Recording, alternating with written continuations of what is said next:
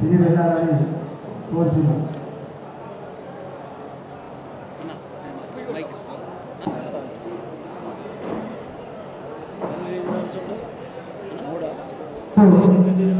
President తర్వాత అందరికీ అవకాశం వస్తుంది.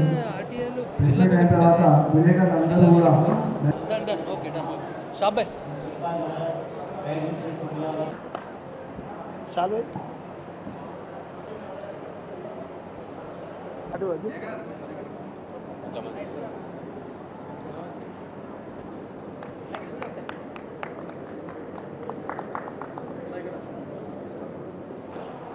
Regional transport authority member Siddipet జిల్లా అనేది మేము మాకు ఒక అలంకరణ మాత్రంగానే తీసుకుంటాము.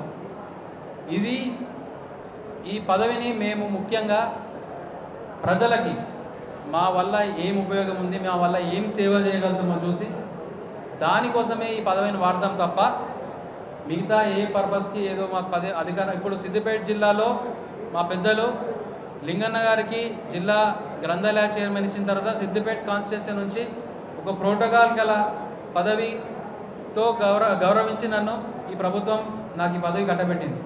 కాబట్టి దానికి అనుగుణంగానే ప్రజలకి గవర్నమెంట్ తరఫున ఏమేం పథకాలు అందాలో, ఏమేం సేవలు అందాలో అవన్నీ కూడా వాళ్ళకి చేరే విధంగా నా కృషి, నాతో ఎంత వరకు చేయగలుగుతానో నాకు కృషి చేస్తాను.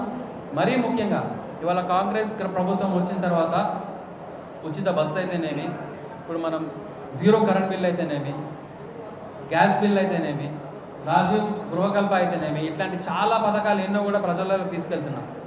ఇవాళ రైతు రుణమాఫీ అయితేనేమి, 2 లక్షల రుణమాఫీ అయితేనే చాలా పథకాలు మేము ప్రజలకు తీసుకెళ్తున్నాము. అట్లాంటి పథకాలతో ప్రజలు కూడా అందరూ గ్రామాల్లో, మండలాల్లో మరియు పట్టణాల్లో ప్రజలందరూ కూడా కాంగ్రెస్ ప్రభుత్వం పైన ఎంతో నమ్మకం పెరిగింది. వాళ్ళ నమ్మకానికి మేము అనుగుణంగా పనిచేసి వచ్చే లోకల్ బాడీ ఎలక్షన్స్లో, జెడ్పీటీసీ, ఎంపీటీసీ ఎలక్షన్స్లో తప్పకుండా మళ్ళా సిద్దిపేట కాన్స్టిట్యున్సీ, సిద్దిపేట జిల్లాలో మెజారిటీ షేర్ సీట్లను కాంగ్రెస్ కైవసం చేసుకోవడానికి